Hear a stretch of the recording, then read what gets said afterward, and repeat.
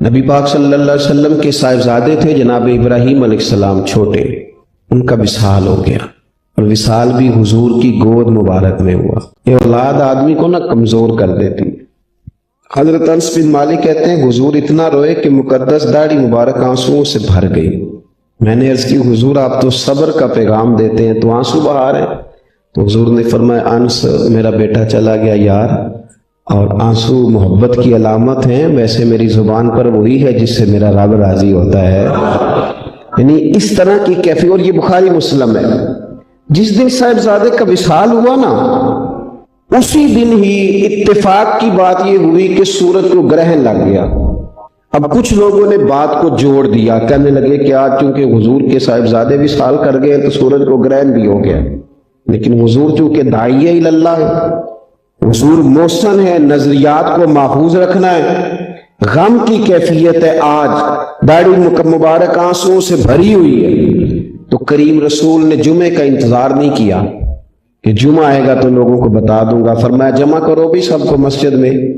لوگ مسجد میں جمع ہوئے تو حضور نے عقیدے کے تعلق سے لوگوں کی اصلاح فرمائی۔ حضور فرمانے لگے جب چاند یا سورج کو گرہن لگے تو استغفار پڑھا کرو، تسبیحات پڑھا کرو، نوافل پڑھا کرو۔ فرمایا یہ سورج اور چاند کو جو گرہن لگتا ہے یہ اللہ کی نشانیوں میں سے نشانی ہوتا ہے۔ کسی شخص کے دنیا سے جانے کا چاند اور سورج کے گرہن سے کوئی تعلق نہیں ہوا کرتا، اس کا اس کے ساتھ کوئی رشتہ۔ تم استغفار پڑھو، تم اللہ اللہ کرو۔ نبی پاک صلی اللہ تعالی علیہ وسلم نے نظریات کی صفائی پر زور دیا۔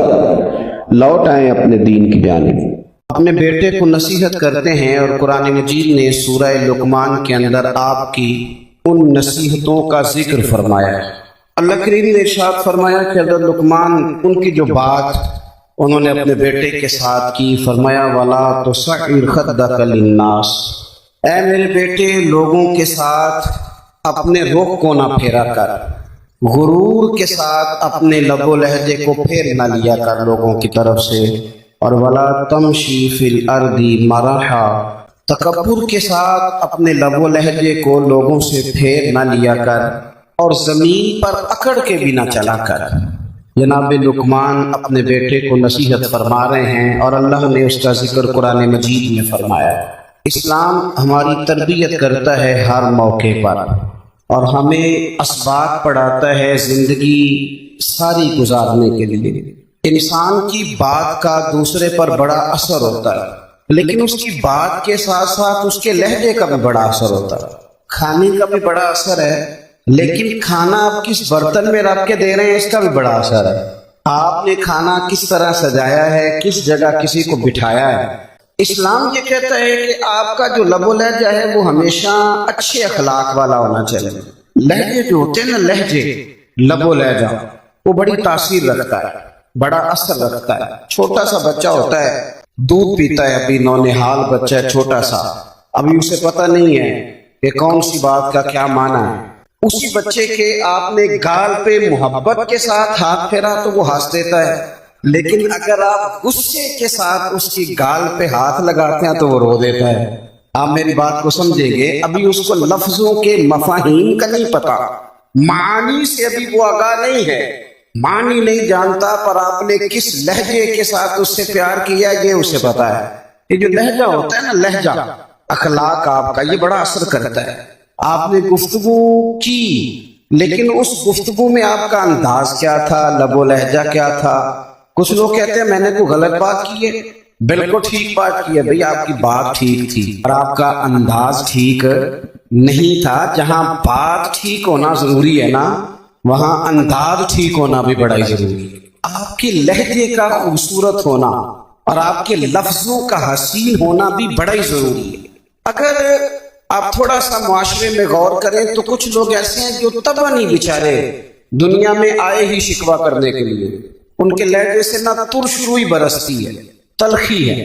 وہ جی میں فلاں آدمی کے پاس گیا تو اس نے میری بات نہیں سنی، فلاں شخص سے میری ملاقات ہوئی، میں نے وقت گزارا پر وہ بندہ ٹھیک نہیں نکلا، فلاں کے ساتھ میں آگے بڑھنا چاہ رہا تھا پر میرے معاملات چل نہیں سکے۔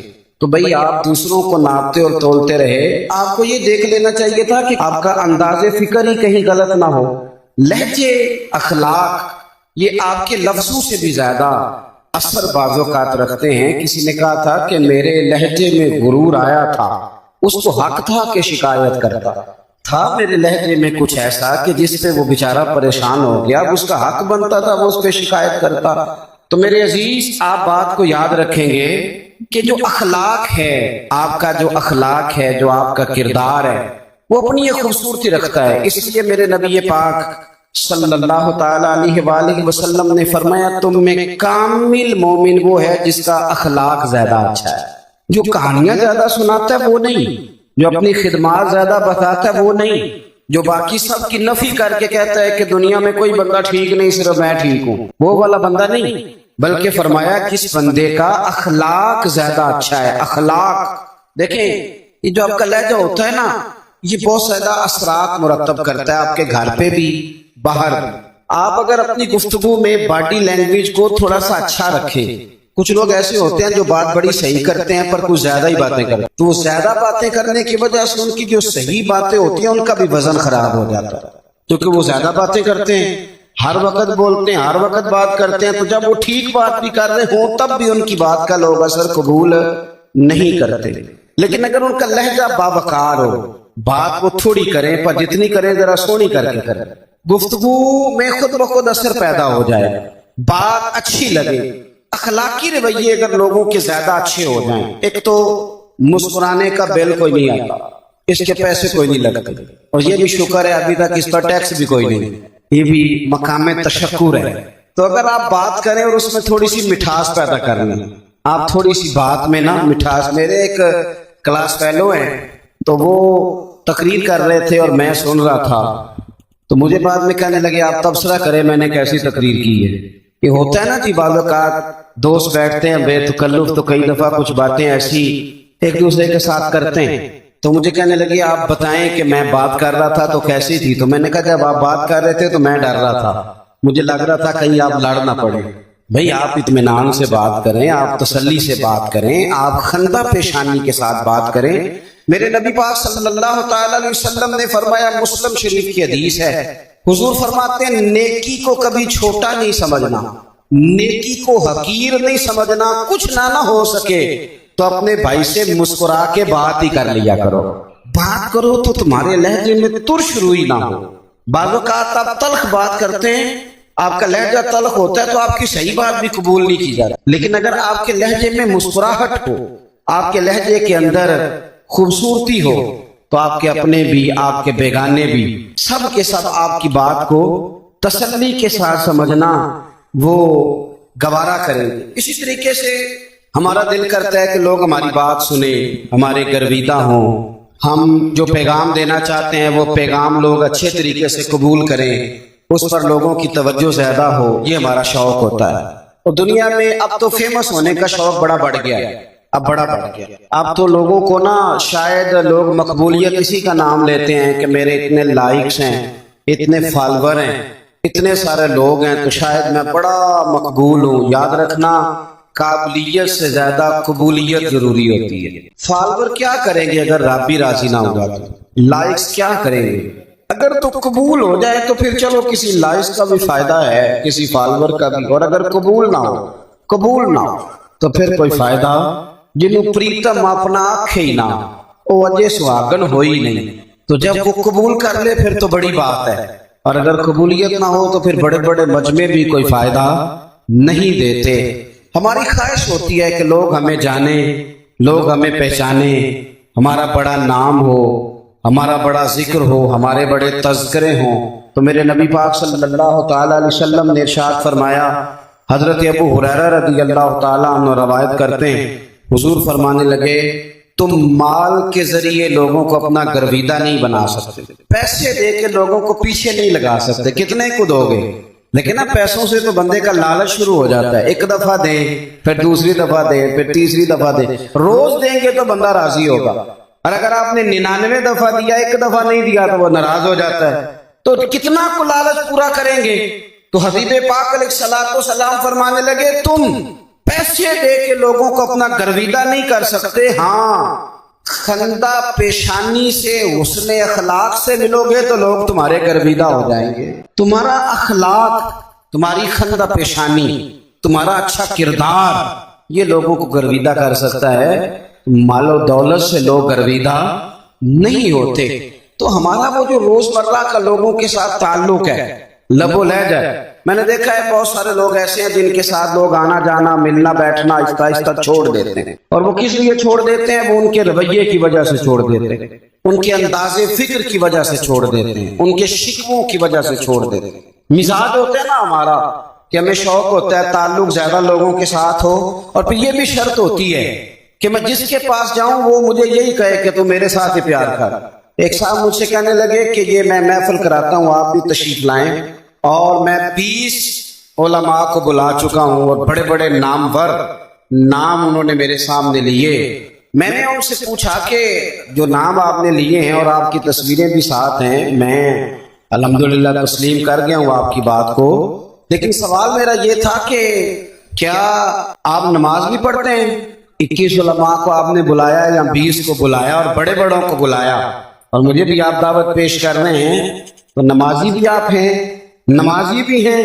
کہنے لگے آپ دعا کریں میں نماز پڑھنا شروع کر دوں. میں نے ان سے کہا خدا کے بندے، اب اگر تو کسی اور کو بتائے گا کہ 20 اتنے بڑے لوگوں سے میرا تعلق کر پڑتا میں نماز بھی نہیں، تو لوگ کیا سوچیں گے کہ 21 مولوی مل کے بھی ایک بندے کو نمازی نہیں بنا سکتے. تو آپ اپنے لب و لہجے سے صرف باتوں سے گرویدہ کسی کو کر لیں گے. آپ کو دیکھیں کہ اخلاق کس طرح کا ہے، لہجہ کس طرح کا ہے، آپ کے بات کرنے کا انداز کتنا حسین ہے، اس لفظ کے اندر حسن کتنا زیادہ ہے. نبی پاک صلی اللہ علیہ وسلم بھی تبلیغ فرماتے ہیں، ہم بھی تبلیغ کرتے ہیں. میں اور آپ جب تبلیغ کرتے ہیں تو اس تبلیغ کے اندر شکوہ ہوتا ہے اور تنقید ہوتی ہے، اور بعض جگہ میں نے یہ بھی دیکھا ہے کہ طنز ہوتا ہے. طنز، ہم دوسرے کو دین کی دعوت رہے ہیں لیکن ہمارے لب و لہجے سے طنز اور تش روئی چھلکتی ہے.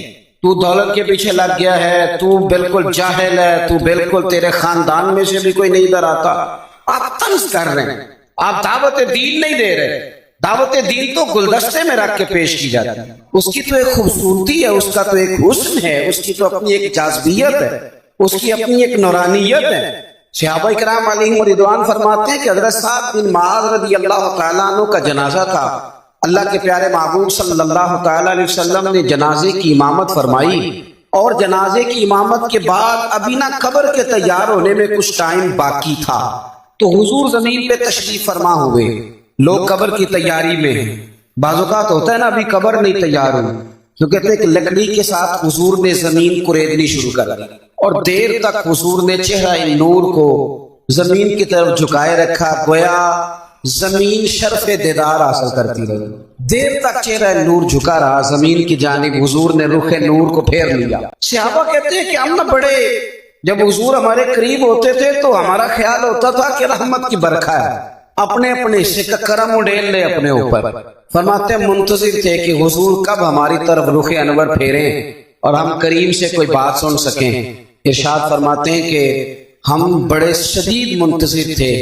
دیر کے بعد نبی پاک علیہ السلام نے چہرہ انور اٹھایا، دیر کے بعد چہرہ انور اٹھایا. یہ دیکھیں تبلیغ ہو رہی ہے، اور جب حضور نے چہرہ انور اٹھایا تو آنکھوں میں آنسو تھے، رو رہے تھے. اور 3 دفعہ حضور نے فرمایا، چونکہ قبر تیار ہو رہی تھی، 3 دفعہ نبی کریم نے فرمایا لوگوں قبر آخرت کی منزلوں میں سے پہلی منزل ہے، اس کی تیاری کر لو، اس کی تیاری کر لو، اس کی تیاری کر لو. 3 دفعہ حضور نے یہ جملے دہرائے. کیوں؟ ایک میں تبلیغ کرتا ہوں پر اس میں نہ درد ہے، نہ رونا ہے، نہ وہ لب و لہجہ. ایک حضور دعوت دے رہے ہیں قبر کی تیاری کی، لیکن اس میں آنسو ہیں، اس میں خاص رغبت ہے غلاموں کے لیے. تو اپنی زندگی کے اندر جو ہمارا انداز تکلم ہے، ہمارا انداز گفتگو ہے، میں کہا کرتا ہوں کہ ہم نا دین کے لیے جب کلام کر رہے ہوتے ہیں تو شدت ہوتی ہے ہمارے جملوں کے اندر. بعض مقامات شدت کے ہوتے ہیں، آپ جہاد کی بات کر رہے ہیں، ناموس رسالت کی بات کر رہے ہیں، تو کسی جگہ آپ کے لب و لہجے کے اندر شدت کا ہو جانا برا نہیں ہے، بلکہ وہ اچھا ہے. لیکن میرے عزیز ہر وقت ہی کچھ لوگ تلخ ہیں، انہیں کسی وقت بھی آپ ان سے ملاقات کر لیں وہ لوگ آپ کو پریشان ہی نظر آئیں گے. حضرت سیدنا عبداللہ ابن عمر رضی اللہ تعالیٰ عنہ روایت کرتے ہیں کہ نبی پاک صلی اللہ تعالی علیہ وآلہ وسلم نے ارشاد فرمایا کہ جنت میں ایسے بھی کمرے ہوں گے، جنت میں کچھ ایسے کمرے، کچھ ایسے مکانات بھی ہوں گے کہ باہر کھڑے ہوں گے تو اندر نظر آئے گا. اور یعنی ایک تو تم آئینے لگاتے ہو نا، وہ دیواریں اتنی شفاف ہوں گی کہ اندر باہر سے ان کا حسن دکھائی دے گا. حضرت سیدنا مالک اشعری رضی اللہ تعالیٰ عنہ بیٹھے تھے، کہتے ہیں میں نے فوراً عرض کی حضور وہ ملیں گے کس کو؟ وہ جو اتنے حسین گھر ہوں گے کہ دیواریں ہی شیشے کی محسوس ہوں گی، اندر باہر سے حسن کے جلوے دکھائی دیں گے، حضور وہ ملیں گے کسے؟ اللہ کے پیارے محبوب علیہ السلام نے فرمایا وہ اس کو ملیں گے جو گفتگو اچھی کرے گا، جو گفتگو اچھی کرے گا، لب و لہجہ اخلاق والا ہو، گفتگو اچھی کرے گا، لوگوں کو کھانا کھلائے گا، اور جب لوگ سو رہے ہوں گے تو وہ اٹھ کے اپنے رب کی عبادت کرے گا. اس شخص کو وہ مکانات ملیں گے جن کی دیواریں آئینے کی مانند ہوں، جن کا حسن تازہ ہو، جن کو اللہ تبارک و تعالیٰ نے اپنے فضل سے مزین کیا ہوگا، سنوارا ہو. ہم اگر تھوڑی سی توجہ کریں نا، کئی دفعہ وقت گزر جاتا ہے، لہجہ نہیں بھولتا، لہجہ یاد رہتا ہے. آپ تو 2 منٹ کے لیے غصے میں تھے نا، تو آپ نے کوئی بات کر دی کسی غریب کو، کسی شخص کو، آپ غصے میں تھے، آپ نے کہہ دیا، اس بیچارے نے سن لیا، لیکن وہ باتیں اسے سونے نہیں دیتی، بار بار یاد آتی. کوئی آپ کے ساتھ تلخ کلام کر دے نا، کبھی تلخ گفتگو کر دے، بندہ جب سامنے آتا ہے وہ باتیں یاد آ جاتی، تکلیف ہوتی ہے. اور وقت گزر جاتا ہے، لڑائیاں ہمیشہ چل نہیں سکتی. لڑائی کتنی دیر کی ہوتی ہے؟ 1 دن کی، 2 دن کی. قتل بھی ہوں تو اگر قاتل کو پھانسی بھی ہو جائے تو پھانسی کے بعد بالآخر لڑائی تو ختم ہو ہی گئی نا. لڑائی ہمیشہ چلتی، تلخی ہمیشہ چل سکتی نہیں. تلخی روٹین میں چلنے والا سکہ، کوئی سکے روٹین میں چلتے وقتی ہوتے. یہ جو غصے کا لب و لہجہ ہے، تلخی کا سکہ، یہ بھائی روٹین میں نہیں چلتا، اس نے ایک نہ ایک دن ختم ہو جانا ہے. روٹین میں پیار ہی چلتا ہے. حضرت جابر ابن عبداللہ کہتے ہیں حضور پہلے دن مدینہ منورہ آئے، میں زیارت کے لیے گیا تو میں نے مسکراتے دیکھا. 10 سال میں دیدار کرتا رہا، اور وصال سے چند دن پہلے بھی میں نے زیارت کی تو مدینے والے محبوب کو مسکراتے ہوئے دیکھا ہے. یہ جو آپ کا لب و لہجہ ہے نا، اخلاق والا، حسن والا، مسکرانے والا، یہ لب و لہجہ نا ذرا لمبا چلتا ہے.